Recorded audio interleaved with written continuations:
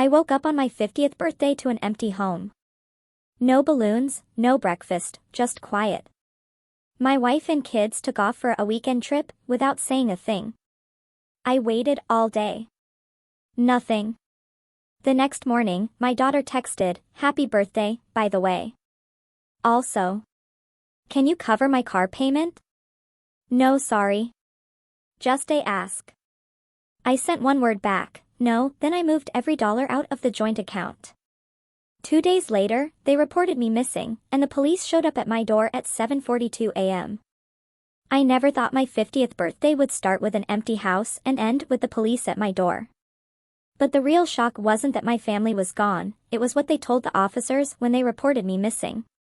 That morning, the house was eerily silent, the kind of quiet that feels too heavy for a Tuesday. Sunlight poured into the kitchen like it didn't care, illuminating the mocking blink of the microwave clock. 7:13 a.m. Happy birthday, Daniel. I'm a logistics manager, just turned 50, and I've spent the last 18 years making sure trucks run on time.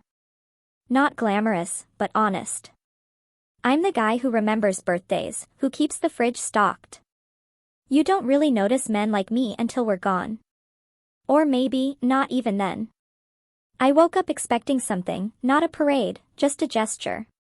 Maybe burnt toast with, "Happy birthday, Dad," in jam, a hug, or a card.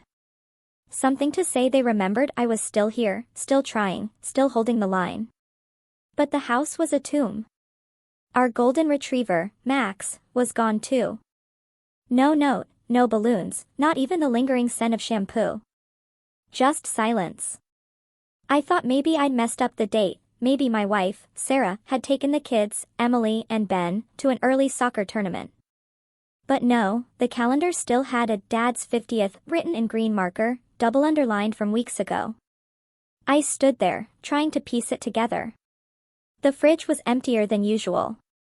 Sarah's SUV keys were gone. Her overnight bag missing. The kids' backpacks, too. Both cars gone from the garage. Max's leash wasn't on its hook. It hit me slowly, like cold water trickling down your spine. They left. Not for good, maybe, but they left without me. I didn't panic, not at first. I texted Sarah, "Hey, where'd you guys go?" I tried to keep it breezy, cool, like I wasn't already scanning for signs of a surprise party. Maybe they were picking up my favorite cake. No reply. I texted Emily, "Did Mom take you somewhere?" Nothing. Called Ben. Straight to voicemail. By 10 a.m. I was pacing. By noon, I stopped checking the window. I canceled my lunch reservation. I canceled the dinner one, too, the one I'd made for the 4 of us at that steakhouse Sarah and I used to go to. I didn't want to sit there explaining to the waiter that no, my party wasn't just late, they weren't coming. By evening, I gave up. I heated a 6-month-old frozen lasagna and poured myself a glass of scotch I'd saved since I turned 40. It tasted like guilt, like bitter herbs soaked in regret. I ate on the back porch, alone. At 9:41 p.m., Emily texted. "Happy birthday, by the way. Also, can you help with my car payment? Mom said you might." No punctuation, no apology, just an ask. Like I was the family ATM. Not the man who quietly paid for her first semester of college, or who sat through 6 hours of high school theater. Just, "Can you help?" That's what I was to her now. I stared at that message for a long time. I thought about all the birthdays I'd planned for them, all the mornings I woke up early so everyone else could sleep in. And now, on my day, I woke up to a noteless house and a text asking for money. I typed one word back, "No." No explanation, no exclamation, just a period at the end, like a quiet door shutting. Then I stood up, walked inside, and opened my banking app. I stared at our joint account. All these years, one pot, one shared pool. I always believed in transparency and trust. But now, trust felt like a joke. I transferred everything, every last dollar, out of the joint account and into my personal savings, an account I never touched, never even mentioned. It wasn't hidden, just forgotten until now. The moment I hit confirm, I didn't feel triumphant or angry. I just felt awake, like I'd been sleepwalking through my own life and suddenly someone turned the lights on. 2 days passed. No calls, no return home, no, sorry, we had to leave early. Just radio silence from the people I thought I mattered to. Until Friday morning at 7:42 a.m. I was in the kitchen pouring coffee when I heard the knock. 3 sharp raps. I opened it to find 2 police officers. "Sir, are you Daniel?" one asked. My heart began to pound. "We received a missing person report. Your wife and children said you've disappeared. Are you all right?" And just like that, my birthday silence exploded into chaos. What got me was what they said next. The younger officer spoke. "Your wife filed a missing person report. She said you left in distress, that you might have harmed yourself." I blinked. "What?" "She said you didn't come home for 2 nights, that you emptied your accounts, sent a strange message to your daughter, and haven't answered your phone." I let out a bitter laugh. "I haven't answered because nobody called. I haven't left. I've been here the whole time, at home, in my own house, alone." The older officer squinted. "So, you're not in any danger?" "Only from being completely taken for granted," I said. They asked to come inside. I showed them the security camera feed, no activity except Amazon packages. I showed them the texts, the bank transfer, my ID, my coffee mug with "World's okay, Dad" on it. Every detail screamed normal, except my own family pretended I'd vanished. The cops exchanged a glance. "I'm sorry to ask, but has there been any history of conflict?" I shrugged. "Not the screaming kind. Just years of quiet erosion. You know what I mean?" They didn't answer. They just nodded, made notes, and left after asking me to call Sarah. I told them I'd think about it. I didn't. Instead, I opened a cold ginger ale, sat on the couch, and stared at the TV without turning it on. That was the day something cracked. Not snapped, but cracked quietly, like a frozen lake under pressure. If this had just been about a forgotten birthday, I could have brushed it off.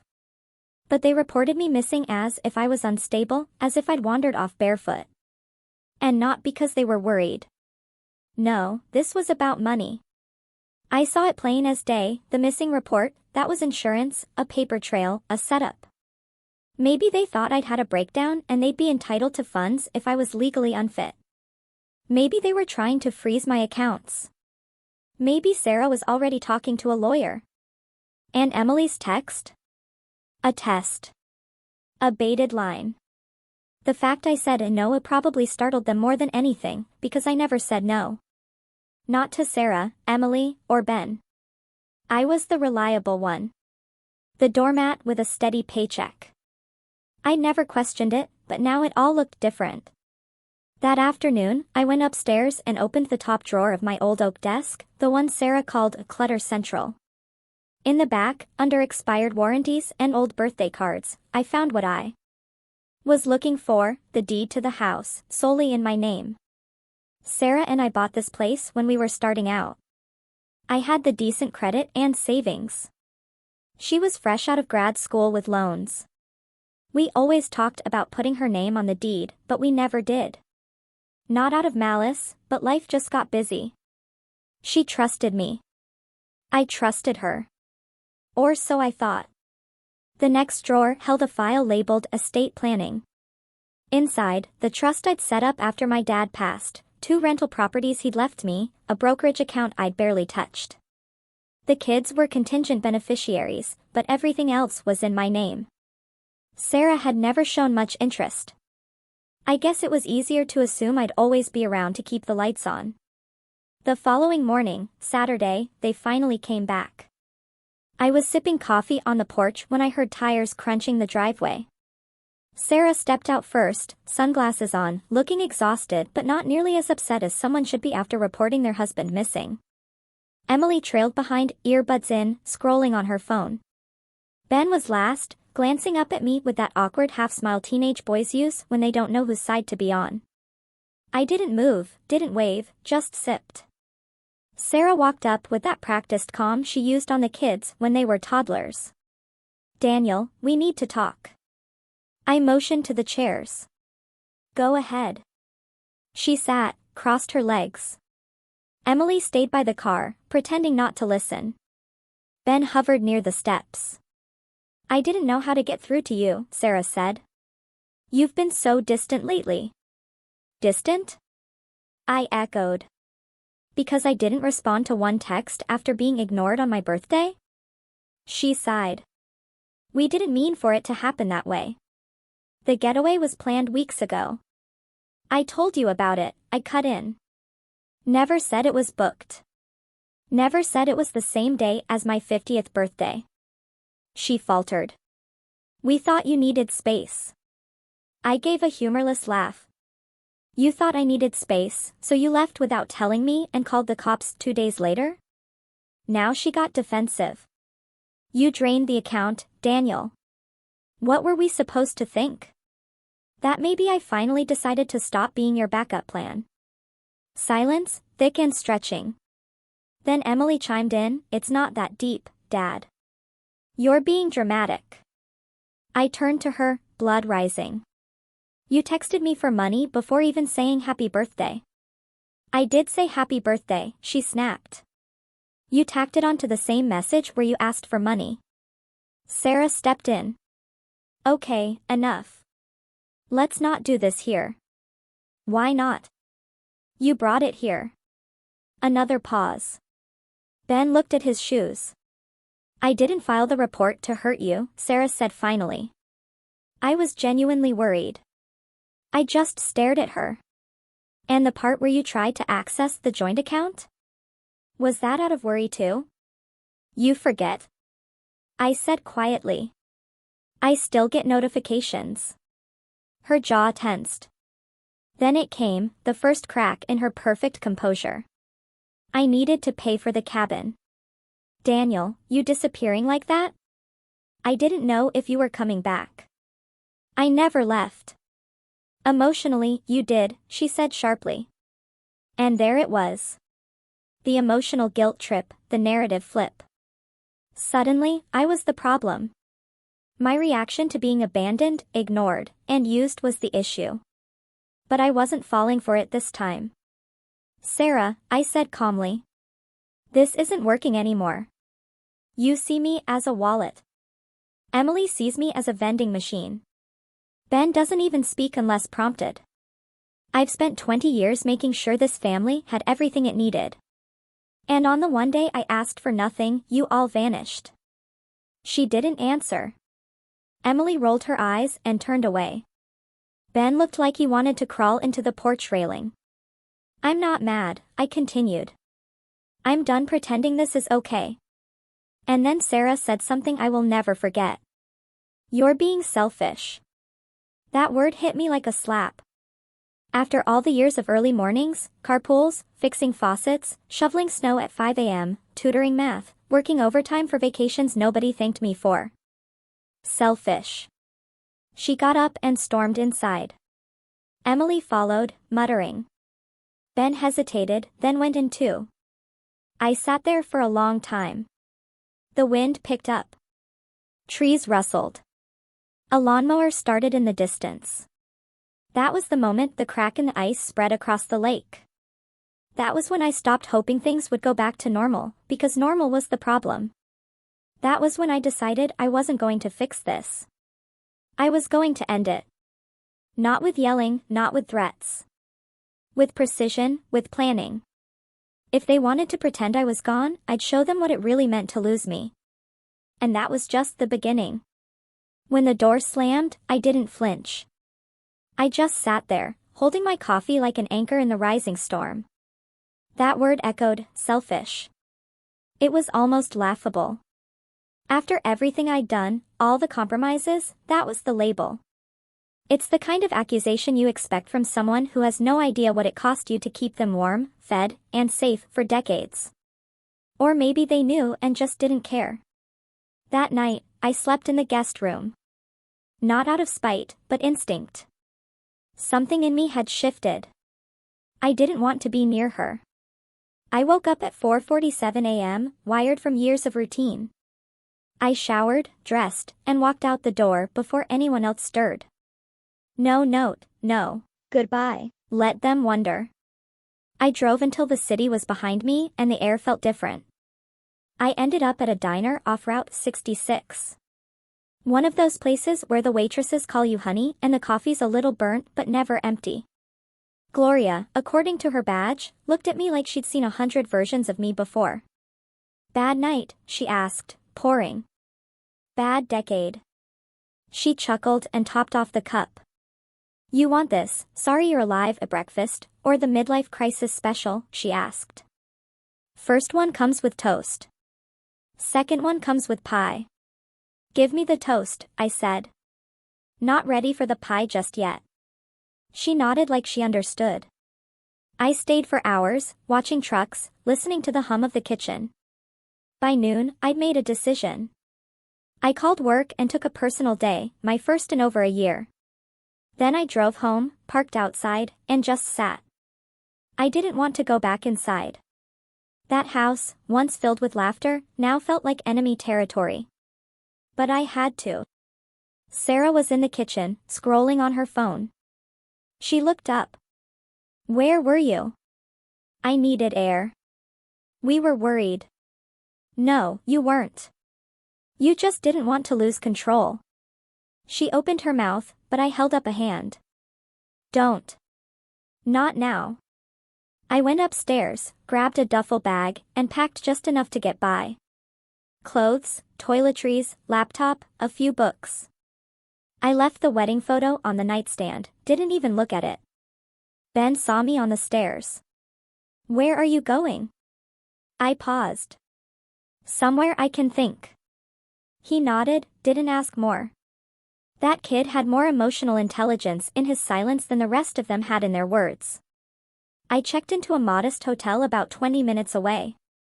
Nothing fancy, just quiet, clean, neutral. The bed was too soft, the water pressure wasn't great. But I slept like a man who hadn't rested in years.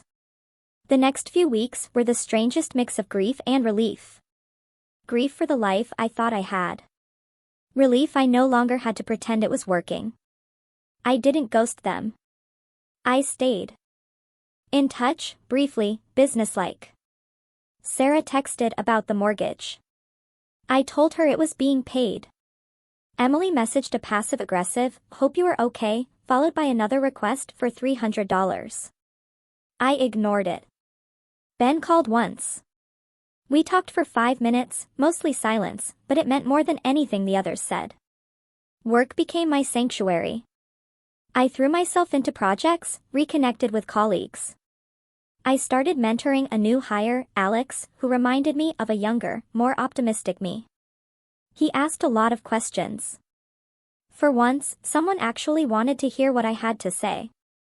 One Friday, about a month after I left, my boss pulled me into his office. I heard you've been staying late, he said. Everything okay? I shrugged. He studied me. There's a regional director position opening up in 3 months. You'd have to relocate, but it's a big step up. That was the first time in a while I felt something flicker, possibility. I told him I'd think about it. Outside of work, I started rebuilding the version of myself I'd shelved for 20 years. I joined a gym, not for abs, I'm 50, not delusional, but to feel strong again. I started journaling, maybe being needed isn't the same as being loved. I thought about that a lot. Weekends I drove. No destination, just me, coffee, and the road. I found a little lake, hidden, unmarked. I brought a folding chair and a book. Sometimes I just sat, listening to the water. For the first time in decades, I wasn't on anyone's schedule. One Saturday, I ran into Gloria again. She remembered my order. We talked for over an hour. You look lighter, she said. I think I finally exhaled.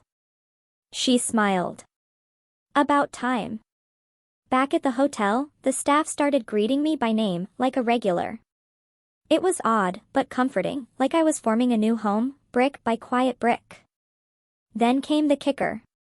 One night, sorting old emails, I found a PDF Sarah had forwarded last year.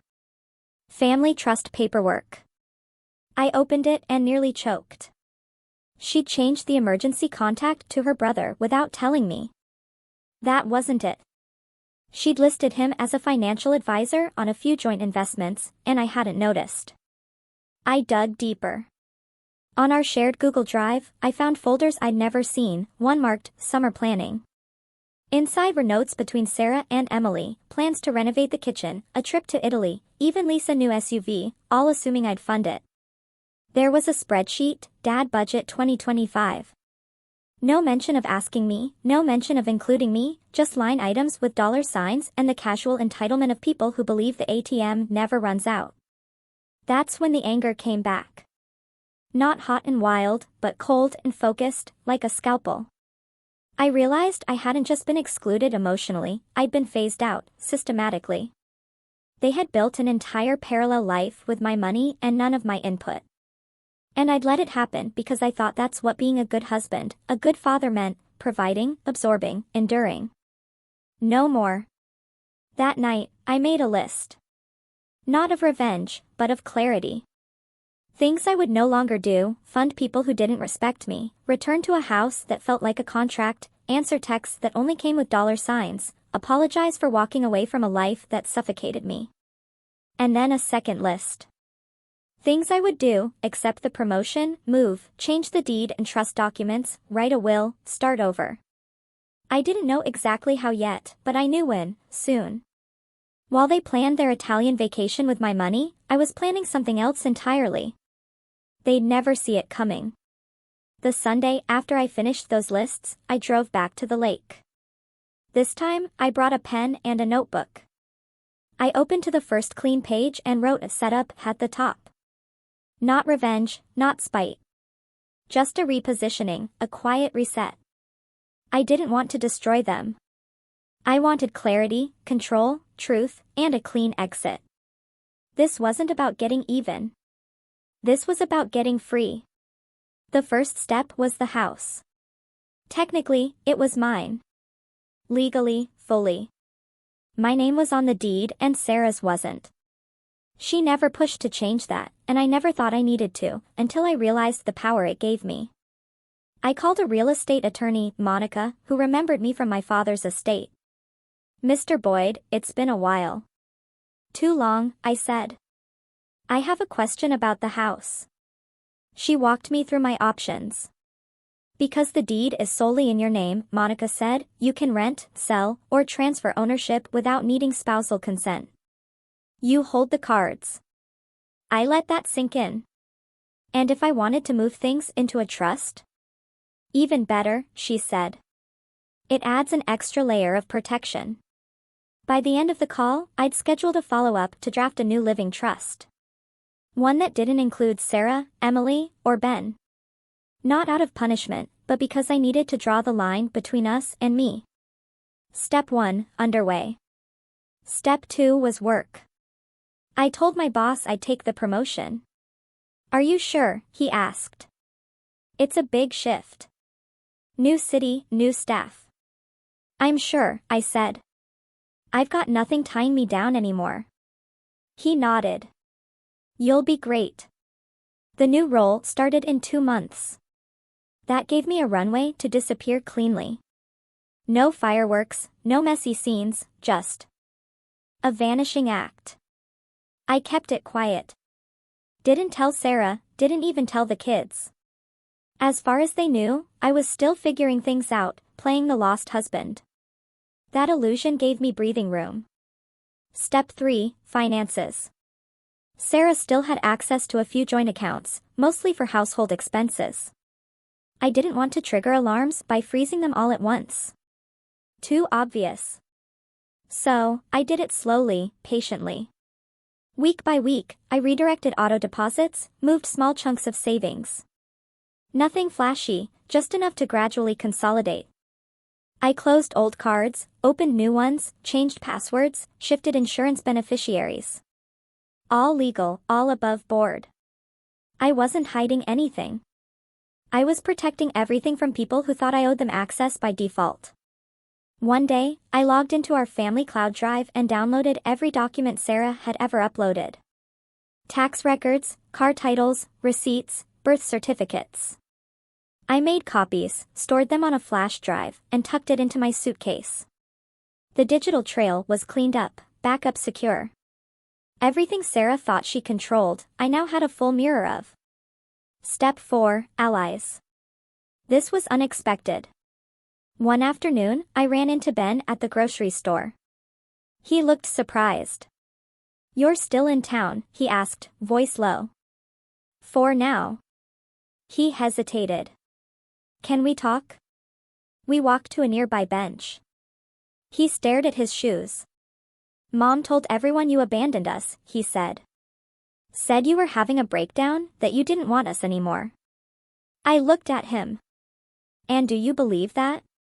He shook his head. "Not after the cops came.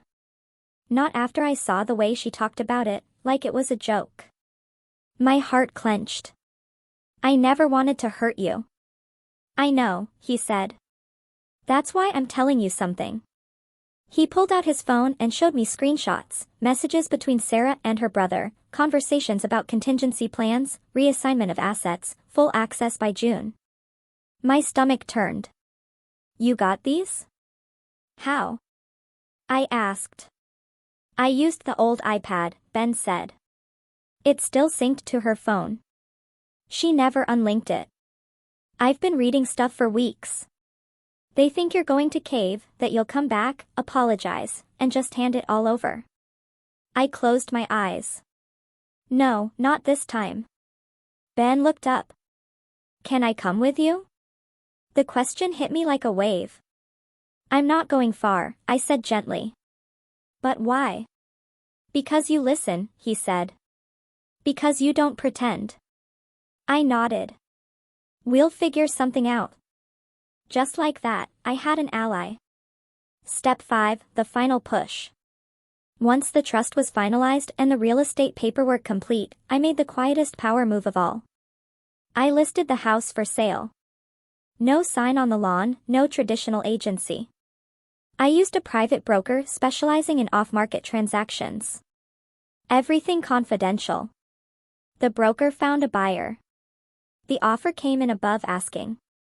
All I had to do was accept. I gave Sarah notice via email that the house was being sold. I attached a formal 60-day notice of intent to vacate, citing the deed, sole ownership, and legal right to transfer. I gave her a clear move-out date. I expected an explosion. What I got was silence. For 5 days, nothing. Then came the email, "Daniel, are you serious? You're selling our home without even talking to me? The kids grew up here. What happened to you?" I didn't reply. What had happened to me? I'd woken up, finally. And the next email she got was from Monica. Formal, cold, legal. Step 6, the reveal. This wasn't going to be loud. No public scene, no dramatic speech. Just actions. A slow unraveling of the illusion they'd built, where I was a passive provider, a faceless function. The move date came. I didn't help them pack. Didn't offer a truck. Just sent one final message to the family group chat, "House closes Friday. Utilities off by 6 p.m. Please make arrangements." Emily sent 3 messages, disbelief, outrage, a last-minute ask for gas money. I didn't respond. Ben texted me directly, "They're freaking out. I'll stay at Uncle Mark's for now. Just tell me when you're ready." I smiled. I was close. Just one last thread to pull. Then they'd understand. I didn't disappear. I just stopped carrying everyone else's weight. And they never learned how to stand on their own. But the final piece, the one that would leave them speechless, was still to come. Because when the dust settled, they'd realize they hadn't just lost a house, they'd lost their safety net, their plan B. By the time they reached out again, not with apologies, but with desperation, I'd already be gone. The final piece clicked into place on a quiet Thursday morning, the kind that smells like rain and old decisions. I was standing in the new apartment I'd leased in the next city over. 2 bedrooms, exposed brick, top-floor corner unit. Nothing extravagant, but it was mine. No scented candles I didn't pick. No throw pillows with passive-aggressive embroidery. Just clean space and silence I chose.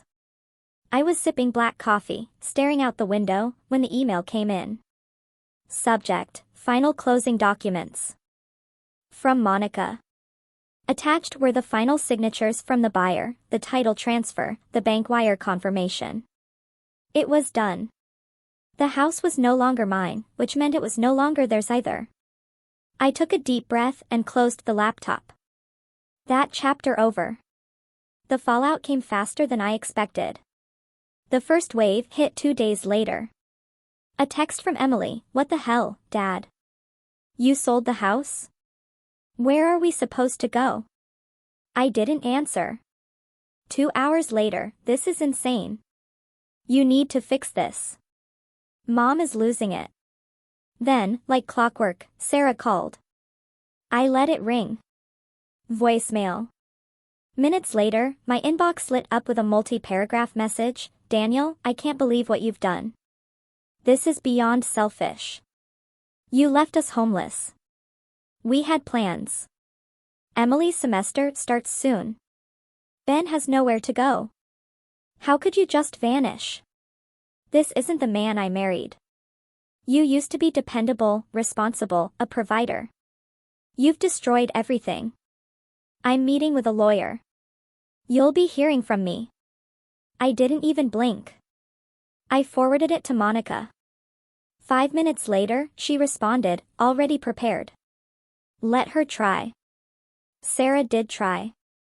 She lawyered up, sent a letter claiming emotional distress, marital abandonment, wrongful sale of shared property. They demanded reversal of the transaction, full spousal support, despite us never legally merging assets beyond the accounts I'd already drained. Monica crafted the perfect response.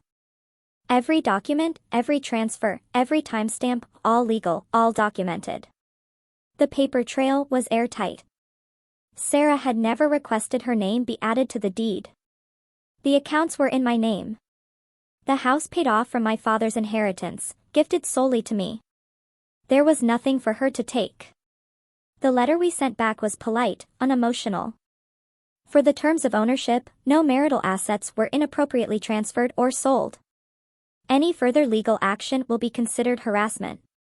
After that, the legal threat stopped. But the messages kept coming. From Emily: "Can you please just help with 1 month's rent? I can't crash with Mom forever. She's driving me nuts."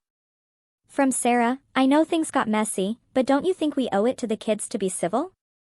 Maybe meet for lunch?" From Ben: "I told Mom I'm moving in with you. She flipped out, said you're unstable and vindictive. I told her to look in the mirror." Ben moved in the following week. He brought a single suitcase and a backpack. We didn't talk much that first night. We just ordered pizza and watched The Matrix. When the credits rolled, he looked at me and said, "Thanks for choosing yourself, Dad." That sentence hit harder than any courtroom argument. As weeks turned into months, I settled into my new life. The promotion came through. My title: Regional Director of Logistics, Western Division. The office was sleek, the staff sharp, the hours flexible. I hired Alex, the guy I'd been mentoring, as my second in command. He handled the chaos with that wide-eyed eagerness I used to have. On my lunch breaks, I walked city parks. Sometimes I brought my journal. Sometimes I just watched people, wondering how many were sleepwalking through lives they didn't choose. I wasn't. Not anymore. One evening, checking my mail, I found a cream-colored envelope. No return address. Inside, a handwritten letter: "Dad, I've been doing some thinking. At first, I was angry, not just at you, but at everything. I thought I deserved more money, help, attention. But you were right.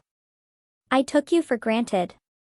I remember all the rides to practice, all the late-night study sessions, the birthday parties you planned. I don't think I ever really saw you. Not until you left. I'm sorry. I don't expect anything from you. I just wanted to say it. Thank you for everything. Emily. I read it twice, folded it carefully, slid it into the drawer next to my journal. I didn't text back right away. I let the silence speak for once. As for Sarah, the last I heard, she moved into her sister's guest house. She tried applying for a refinance loan, probably to buy a place of her own, but with limited income and shaky credit, it didn't go far. I know this because a mutual friend, Jessica, still worked at the local bank branch and quietly told me. She came in furious, Jessica said you sabotaged her future. I didn't say anything, but I thought, he finally stopped paying for your mistakes. That was all I needed to hear. Ben enrolled in community college nearby. He picked up a part-time job at a downtown bookstore. Sometimes we talked late into the night about life, about trust, about the kind of man he wanted to be. He asked questions I never expected. Deep ones, honest ones. One night he said, "Do you think people ever really change?" I looked at him. Only when losing something finally hurts more than keeping it. He nodded. I think Mom's still blaming everyone but herself. Some people never stop playing the victim, I said. Even when they're holding the knife. There was no dramatic courtroom scene, no viral video, no Facebook post with 1,000 shares. Just the quiet, methodical crumbling of entitlement when it no longer had a host to feed from. And me? I didn't just walk away from them. I walked towards something else. Peace, clarity, and for the first time in decades, self-respect. I didn't get revenge in the form of screaming matches. I got it by removing myself from a system that expected me to burn so they could stay warm. I stopped being the hero of someone else's story and became the author of my own. 1 year to the day after my 50th birthday, I woke up in my new apartment. No balloons, no cake, no noise. Just a quiet knock. It was Ben, holding a cup holder with 2 coffees and a bag of warm breakfast sandwiches. He handed me one. Happy birthday, old man. I laughed. Thanks, kid. We sat on the balcony, eating in comfortable silence. The sky was a soft gray blue. For the first time, I felt no weight on my shoulders, no performance, no invisible scoreboard. Just me. Alive. Free. And finally whole. What would you have done if you were in my shoes?